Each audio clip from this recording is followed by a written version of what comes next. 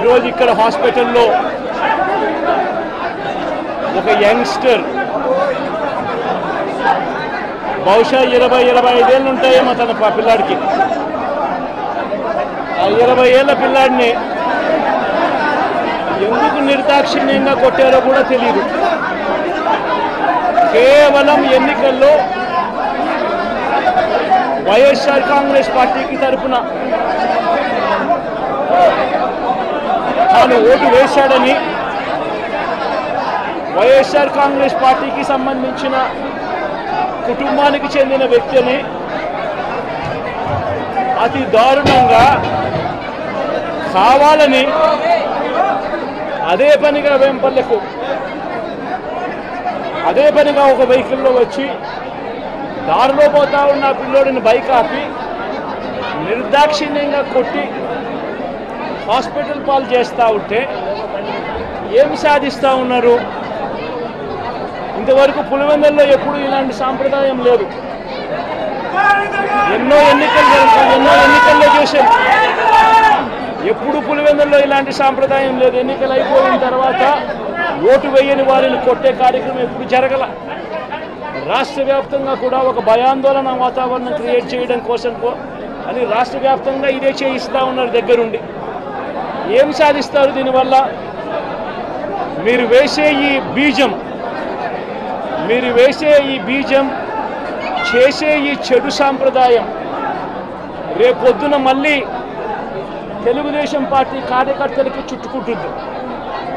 చంద్రబాబు నాయుడు అనుకుంటా ఉన్నాడు తానేదో ఈ మాదిరిగా చేసి భయాందోళన క్రియేట్ చేసి వైఎస్ఆర్ కాంగ్రెస్ పార్టీకి ఓటు వేసిన వాళ్ళని కొట్టడం వల్ల ఒక తెలియని ఆనందం తనలో ఏదో పొందాలని చెప్పి అనుకుంటా ఉన్నాడు.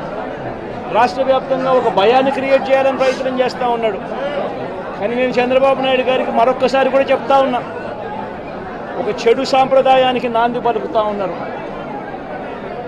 దయచేసి ఆపండి. ఆపకపోతే మాత్రం ఎల్లకాలం మీరే అధికారంలో ఉండరు. అధికారం మారిన రోజున ప్రజలు చంద్రబాబు నాయుడు గారు చేస్తూ ఉన్న ఈ అన్యాయాలను చూసి శిశుపాలని పాపాలు పండినట్టుగా ఆ పాపాలు చాలా వేగంగా పండుతూ ఉన్నాయి.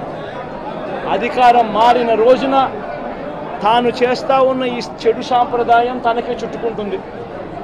ఈరోజు దెబ్బలు తగిలినా దెబ్బలు తిన్నా ప్రతి ఒక్కరూ కూడా రేపొద్దున ఇదే మళ్ళీ అటువైపున చేసేదానికి మీరంతటి మీరే బీజం వేస్తూ ఉన్నారు.